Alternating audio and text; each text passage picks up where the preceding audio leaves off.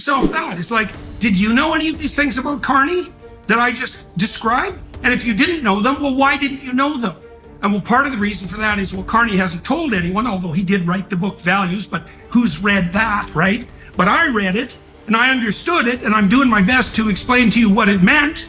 He's got the wrong idea about Canadian values, because we're not a fundamentally utopian, socialist, elitist, top-down, central planning society.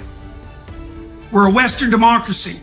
And the principles that Carney outlined as cardinal values of Canadians are not the cardinal values of Canadians. And it's an interesting thing for the bloody Liberals to do anyways, because under Trudeau, we heard nothing but the proclamation that Canada had no core set of values and that we were really a post-national state, and that insofar as we had any national identity at all, it was mostly that of genocidal, capitalist, patriarchal oppressors.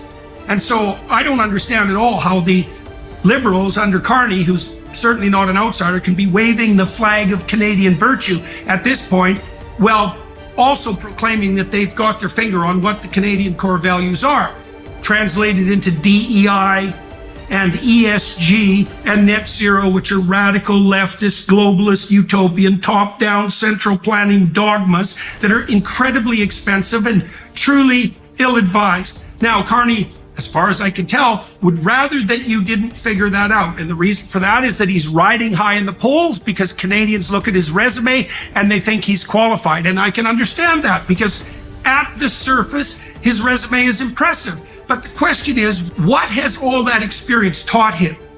Well, it's taught him to be elitist to the extreme. It's taught him that him and his cabal of compatriots at the globalist level know better than you dim-witted peasants who are going to have to pay the price for his utopian vision.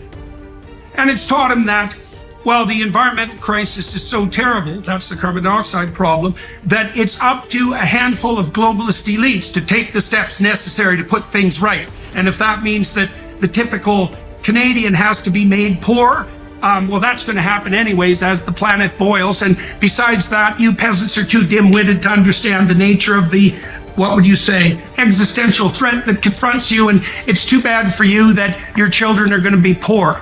Because you need that, we need that to save the planet anyways, as we jet off to Davos in our private aircraft and conspire to save the world.